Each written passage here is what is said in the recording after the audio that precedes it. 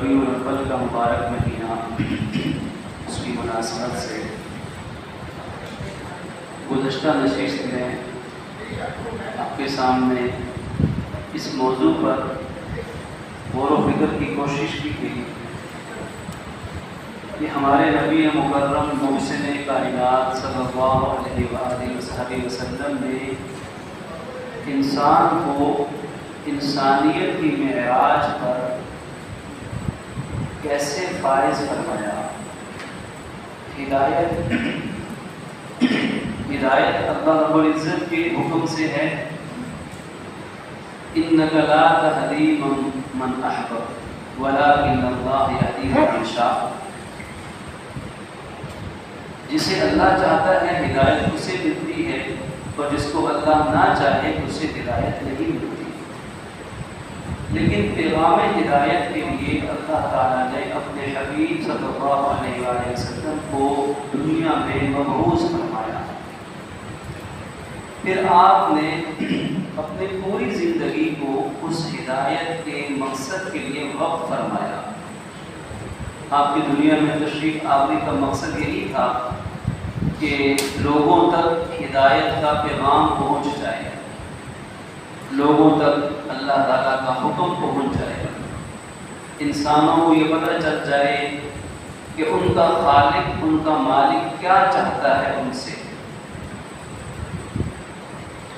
چنانچہ اللہ رب العزت نے پورے قرآن مجید میں اپنی چاہت کو بیان کیا۔ قرآن مجید اللہ کی چاہت کا بیان ہے، اسی کی وضاحت، اسی کی تشریح آپ نے زندگی بھر فرمائی ہے، تبین للناس، تاکہ آپ اس کو بیان کر دیں، ما نزل الیہم، ان لوگوں کے لیے جو کچھ ان کی طرف نازل کیا گیا ہے۔ آپ قرآن بھی سناتے، قرآن بھی پڑھاتے، یتلو علیہم آیاتی، قرآن کی تلاوت کرنے کا طریقہ بھی عطا فرماتے، اور ساتھ ساتھ اس کی وضاحت بھی فرماتے۔ وَيُعَلِّمُهُمُ الْكِتَابَ وَالْحِکْمَةَ، قرآن کا ترجمہ بھی، اس کا مطلب بھی بتاتے۔ اب یہاں سوال اٹھتا ہے کہ قرآن عربی زبان میں اترا، اور اس زمانے میں اہل عرب ہی تو تھے، سب سے پہلے یہ قرآن اہل عرب نے ہی تو سنا، تو ان کی تو اپنی زبان عربی تھی، پھر حضور کو کیا ضرورت تھی کہ ان کو آپ مطلب بھی بتاتے، وہ تو عربی زبان والے تھے۔ یہاں یہ بات یاد رکھنے والی ہے کہ صرف عربی زبان جان لینا قرآن سمجھنے کے لیے کافی نہیں ہے۔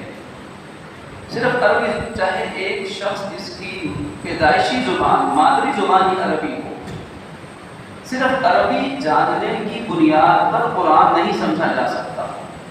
اگر ایسا ہوتا تو جس دور میں قرآن اترا تھا اس دور سے بڑھ کر اہل زبان دنیا میں نہیں تھے، وہ تو زبان کے بڑے ماہر لوگ تھے، لیکن آقا دو جہاں صلی اللہ علیہ وآلہ وسلم کی تشریح ساتھ ملتی تھی تو تب ان کو قرآن سمجھ آتا تھا۔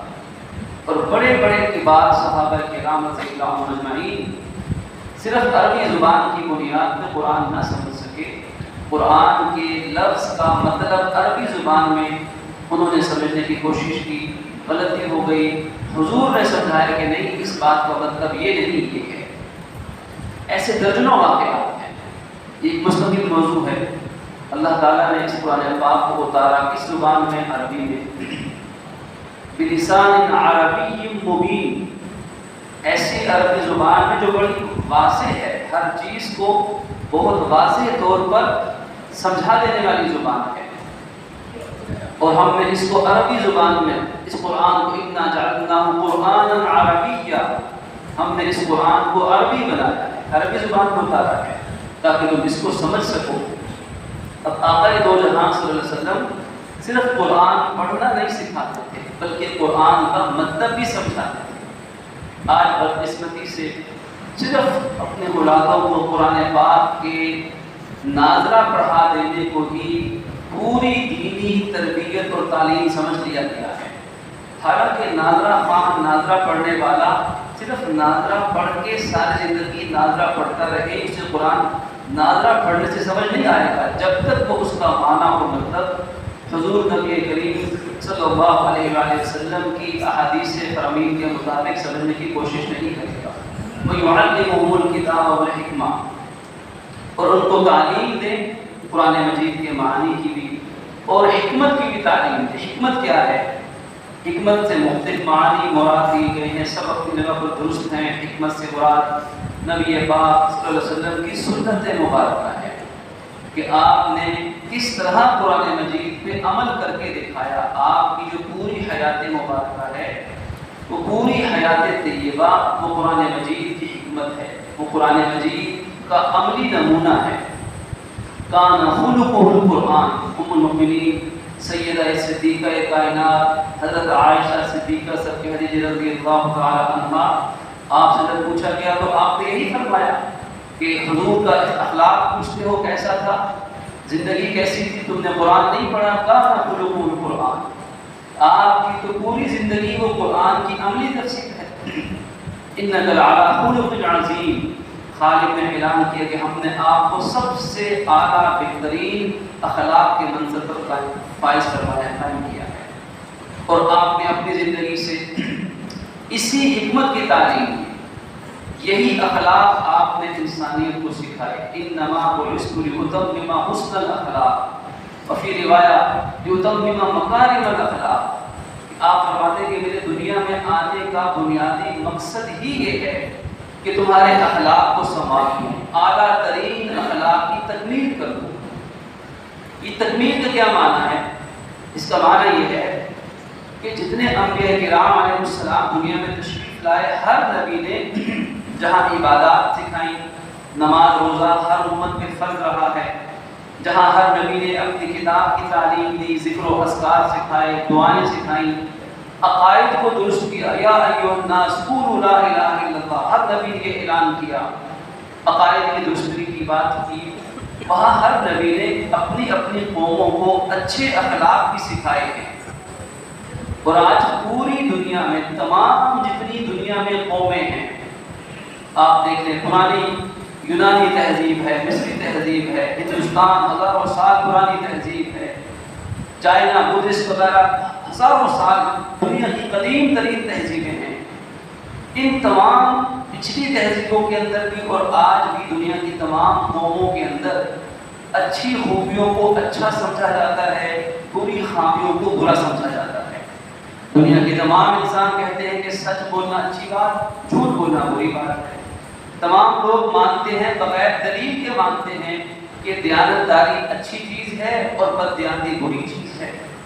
سب لوگ کہتے ہیں کہ برے اخلاق سے پیش آنا یہ برا ہے اور خندہ پیشانی اور اچھے اخلاق سے ملنا یہ اچھی چیز ہے. اب تمام لوگ تو قرآن نہیں پڑھے ہوئے، تمام قوموں نے تو قرآن پاک نہیں پڑھا، تمام قوموں نے تو تورات اور انجیل کا مطالعہ نہیں کیا، لیکن تمام قوموں کے اندر یہ اچھی خوبیوں کی پہچان کیسے پیدا ہو گئی؟ یہ اچھی خوبیوں کی پہچان حقیقت میں ان نبیوں کی محنت ہے، ان انبیاء کرام علیہ السلام کی محنتیں ہیں جو ہر نبی نے اپنی قوم میں کی ہے. اور اپنی قوم کے اندر ان اچھی عادات کو پیدا کرنے کے لیے انہوں نے اپنی زندگیاں پیش کی ہیں. اور سب سے بڑھ کر ہمارے نبی مکرم صلی اللہ علیہ وسلم نے اپنی دنیا میں آنے کا مقصد ہی بیان فرمایا کہ میں تو تمہارے اچھے اخلاق کو مکمل کرنے آیا. یعنی ہر نبی نے اچھے اخلاق کا جو نمونہ پیش کیا، حضور کے آنے پر اس کی تکمیل ہو گئی. اے کاش اس ربیع الاول کی مہینے کی برکت اور مناسبت سے، چلو اسی بہانے سے ہی صحیح، جہاں ہر مسلمان ربیع الاول میں آپ کا ذکر خیر کرتا ہے، ہم اس موضوع پر بھی ذرا غور و فکر کرتے کہ آج کائنات میں جتنی دیانتداری ہے، دیانتداری اس کی اعلیٰ ترین اگر مثال دیکھنی ہوگی تو ہمارے پیغمبر کی زندگی مل جائے گی. دنیا میں جتنی ہمدردی کی مثالیں ہیں، رحمت کی مثالیں ہیں، درگزر کی مثالیں ہیں، معافی کی مثالیں ہیں، اگر ہم نے سب سے اعلیٰ ترین مثال دیکھنی ہوگی تو رحمت دو جہاں کی زندگی کھلی کتاب کی طرح ہمارے سامنے آئے گی. فتح کا موقع، فتح مکہ کا موقع، لا تثریب علیکم اليوم، آپ کا یہ اعلان کہ آج میں تمہیں کچھ الزام نہیں دیتا. آپ چاہتے تو فتح مکہ کے موقع پر اپنے دشمنوں سے چن چن کر ان کو پکڑ کے ایک ایک سے بدلہ لیتے، ایک کے مقابلے میں 10 گراتے، لیکن آپ نے فرمایا کہ نہیں، اللہ مہربانوں کا مہربان ہے، وہ تمہیں بھی معاف کرے، تمہیں کچھ الزام بھی نہیں دیتے۔ اگر ہم دنیا میں سچائی کی مثال ڈھونڈنا چاہیں تو رحمت دو جہاں کی زندگی سے بڑھ کر ہمیں سچائی کی مثال دنیا میں کہیں نہیں مل سکتی ہے۔ ایک غیر مسلم، ایک بدبخت دشمن رسول، وہ آپ کا چہرہ مبارک دیکھ کر کلمہ پڑھ لیتا ہے کہ کہتا ہے کہ میرے دل نے گواہی دی کہ یہ چہرہ مبارک کسی جھوٹے کا نہیں ہو سکتا ہے۔ یہ ایسی سچائی کہ دشمن بھی کہے جربنا کا میرا فما وجدنا کا الا صدقا، ہم نے ساری زندگی آپ کو آزمایا، ہم نے 40 سال کی زندگی کا مطالعہ کیا، آپ کے بچپن کو دیکھا، نوجوانی کو دیکھا، لڑکپن کو دیکھا، جوانی کو دیکھا، اور 40 سال کی پختہ عمر تک آپ پہنچ گئے۔ ہم نے آپ کے شب و روز کا مطالعہ کیا، ہم نے آپ کی تجارت بھی دیکھی، ہم نے آپ کی ازدواجی زندگی کی معلومات بھی اکٹھی کی، آپ کا دشمنوں سے رویہ، دوستوں سے برتاؤ، آپ کی مہمان نوازی، آپ کے حقوق العباد کی ادائیگی، ہم نے پوری زندگی آپ کو آزمایا۔ جربنا کا مرارا کے معنی کئی مرتبہ، بارہا، لیکن دشمن کیا کہتا ہے؟ فما وجدنا کا الا صدقا، ہم نے آپ میں سچائی، امانت، دیانت کے سوا کبھی کچھ نہیں پایا ہے۔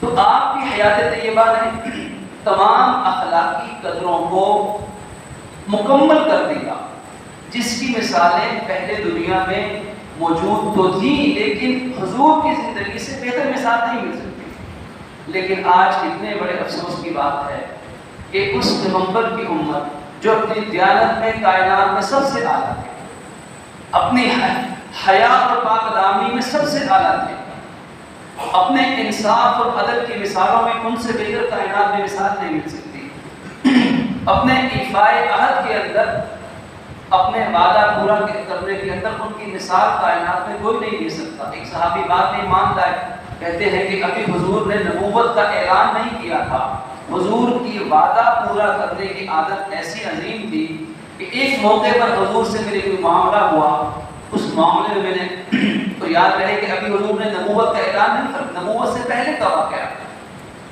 کہتے ہیں میں نے حضور سے کہا کہ آپ یہاں پر رکیں، میں ابھی اس چیز کی قیمت یا فلاں چیز لا کے ابھی آپ کی خدمت میں پیش کرتا ہوں۔ وہ کہتے ہیں کہ میں چلا گیا اور جا کے بھول گیا۔ ایسا عام طور پہ ہو جاتا ہے کہ انسان جلدی میں کام کرنے کے لیے گیا، دماغ میں کوئی اور خیال آ گیا، وہ کام بھول گیا اور کاموں کے اندر مگن ہو گیا۔ وہ فرماتے ہیں کہ ایک دن گزرا، 2 دن گزرے، تیسرے دن جا کے مجھے یاد آیا کہ میں نے تو محمد سے کہا تھا کہ آپ یہاں رکیں، میں ابھی وہ چیز لے کر آتا ہوں۔ تو فرمایا کہ میرا دل کہتا تھا، چونکہ یہ میرا ان سے وعدہ ہوا تھا، دنیا ادھر سے ادھر ہو جائے، یہ وعدے کی خلاف ورزی نہیں کر سکتے۔ اور جب وہ وہاں فوراً پہنچتے ہیں تو کہتے ہیں کہ میری امیدوں کے مطابق ہی ہوا، دیکھا کہ حضور وہاں کھڑے میرا انتظار کروا رہے ہیں، اور آپ نے مجھے کچھ کہا نہیں، کوئی ڈانٹ ڈپٹ نہیں کی، صرف اتنا ایک جملہ فرمایا کہ بھائی تمہاری وجہ سے ہمیں تکلیف کا سامنا کرنا پڑا۔ کیسا زبان کو پورا کرنا، اپنی زبان کی لاج رکھنا۔ تو کائنات میں سب سے اعلیٰ ترین اخلاق، اعلیٰ ترین زندگی، یہدی للتی ہی اقوم، جو قرآن نے کہا کہ قرآن جس زندگی کی رہنمائی کرتا ہے وہ سب سے معیاری زندگی ہے، سب سے اچھی انسانی زندگی ہے، اور اس زندگی کی عملی تفصیل لقد کان لکم فی رسول اللہ اسوۃ حسنہ اس شخص کے لیے۔ اب یہ آیت تو مشہور ہے، سورہ احزاب کی آیت نمبر 21 میں فرمایا کہ تم میں سے ہر ایک کے لیے اللہ کے نبی کی زندگی میں بہترین عملی نمونہ موجود ہے، آپ پوری کائنات کے لیے اسوہ حسنہ لے کر آئے ہیں۔ لیکن آج امت مسلمہ ذہنی طور پر اور فکری طور پر اس زوال کا شکار ہے، اس ذہنی اور فکری زوال کی وجہ سے آج ہماری حالت کیا ہے کہ اللہ کے نبی صلی اللہ علیہ وآلہ وسلم کے اس اسوہ حسنہ کو آج مسلمان غیروں کے طرز زندگی سے کمتر سمجھ رہا ہے، معاذ اللہ۔ اور یہ حقیقت ہے کہ آج حضور کی سنت کو سنت کہہ کے چھوڑا جاتا ہے، صحابہ کرام حضور کی سنت کو سنت سمجھ کے گردنیں کٹوا لیتے تھے کہ حضور کی سنت ہماری جان سے بھی قیمتی ہے. لیکن آج مسلمان چھوٹی چھوٹی چیزوں کی خاطر سنت کو، فرائض واجبات کو بہت اعلیٰ درجے کی سنتیں ہیں. فرائض واجبات، نماز چھوڑ دینا سب سے اہم فرض تھا، زکوٰۃ نہ دینا سب سے اہم مالی فرض تھا، حج کب سے حج فرض تھا، سال ہر سال حج کر رہا نہیں کیا، حالانکہ یہ جامع ترین اہم ترین فرض تھا. کتنے سالوں کے روزے فرض تھے. اس طرح جو فرائض و واجبات ہیں یہ تو اعلیٰ ترین درجے کی سنتیں ہیں. وہ سنت جو فرض نہیں ہے.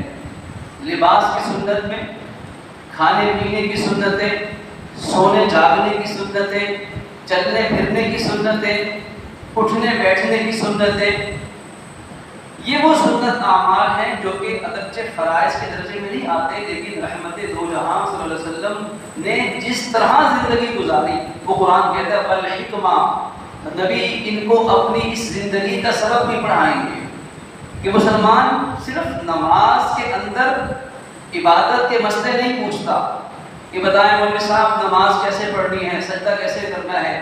آج تو یہ مسئلے پوچھنے والے بھی گنتی کے لوگ رہ گئے ہیں. یہ نماز روزے کو سنت کے مطابق ڈھالنے کی فکر کرنا، علماء سے پوچھنا کہ نماز کا طریقہ صحیح کیا ہے، فلاں کام کا صحیح سنت طریقہ کیا ہے، یہ بھی پوچھنے کی زحمت گوارا نہیں ہوتی. اتنا وقت نہیں ہے. یہ تو ایک زائد کام بن گیا معذرت کے ساتھ. حالانکہ یہ تو دین کی وہ بنیادی تعلیمات تھی. اگر ہم اپنے بڑوں سے پوچھیں، یہاں کئی بڑے تشریف فرما ہیں، اللہ ان کی زندگیوں میں عمر میں برکتیں عطا فرمائیں. یہ امت کا اثاثہ ہے، ان کی دعائیں امت کے لیے سرمایہ حیات ہیں. بڑے گواہی دیں گے کہ آج جو بنیادی دین کے مسائل ہیں، جن میں پاکی ناپاکی کے مسائل، وضو کے مسائل، غسل کے مسائل، جنازے کے مسائل، لباس سے متعلق، کھانے پینے سے متعلق آداب زندگی جو ہیں، آداب زندگی، یہ وہ تنبر مسنون دعائیں، اٹھنے ہر لمحے کی مسنون دعا ہے جو نبی دو جہاں صلی اللہ علیہ وسلم نے سکھائی ہے. نماز استخارے کی دعا ہے. نماز استخارہ کیسے کرنا ہے، نماز حاجت ہے، حاجت کی نماز کیسے پڑھنی ہے، شکرانے کی نماز کیا ہوتی ہے، نماز توبہ کیا ہے، بارش کے وقت نماز استسقاء کیسے ادا ہوتی ہے، سورج چاند گرہن کے وقت تماشا دیکھنے کے بجائے اللہ کے نبی کی سنت تھی کہ آپ اللہ کے حضور پیش ہو کر نماز خسوف اور نماز کسوف ادا کرتے تھے. آج کسوف اور خسوف کے بارے میں نوجوان کو نام بھی نہیں آتا. یہ آپ کی زندگی کے اعمال تھے. آپ تہجد کی نماز زندگی میں ادا فرمائی. سب سے افضل ترین نفل تہجد کے تھے. کب پڑھے جائیں گے، کتنی رکعت ہوں گی، اشراق کیا ہے، چاشت کیا ہے، اوابین کیا ہے، تحیۃ الوضو، تحیۃ المسجد کسے کہتے ہیں. یہ سارے 2-2 منٹ کے اعمال تھے، 5-5 منٹ کے کام تھے. پھر مسنون دعائیں ہیں. یہ جو جتنی چیزیں ہیں یہ وہ اعمال تھے کہ اپنے بڑوں سے پوچھ لیجیے. جو ایک مسلمان بیٹا اور بیٹی اپنے گھر کے آنگن میں اپنے ماں باپ کے گود میں بیٹھ کر یہ تمام مسائل گھر میں یاد کر لیا کرتا تھا، گھر میں یاد کر لیا کرتا تھا. اس کے لیے کہیں باہر جانے کی ضرورت نہیں پڑتی تھی. گھر میں جو دین کی بنیادی تعلیم ہے اس کا انتظام ہر مسلمان گھر میں ہوا کرتا تھا. اور آج یہ دین کی بنیادی تعلیم بھی لوگوں کو حاصل نہیں. نماز روزے کے پورے مسائل نہیں پتا، ان کے احکامات نہیں پتا. اس لیے جس کا جو جی چاہے وہ نماز کے اندر اور ان اعمال کے اندر اپنی مرضی سے دین کے احکامات جاری کرتا پھرے. ہر شخص مجتہد بن گیا، ہر شخص عالم دین بن گیا. جس کے ماضی کے بارے میں نہیں پتا، جس کی تعلیم کا نہیں پتا، لیکن وہ ہر شخص فتوے دینے لگ گیا. اور چونکہ اندھوں میں کانا راجا ہی ہوتا ہے، راجا کانا ہی بن سکتا ہے، تو جب لوگوں کو صحیح دین کا علم حاصل نہیں ہوگا تو ہر شخص اپنے ساتھ لقب عالم کا لگا کر وہ لوگوں کو دین سے دور کر دے گا اور لوگ دور ہوتے چلے جائیں گے. اللہ کے نبی صلی اللہ علیہ وسلم کی زندگی اسوہ حسنہ جو بات چل رہی ہے کہ آپ کا اسوہ حسنہ ہمارا ایمان ہونا چاہیے کہ جیسے آپ کی نماز سب سے بہترین نماز تھی کائنات کی، جیسے آپ نے جو حج فرمایا کائنات کا سب سے بہترین حج تھا، آپ نے اگر روزہ رکھا تو کائنات کا سب سے بہترین روزہ آپ نے رکھ کے دکھایا.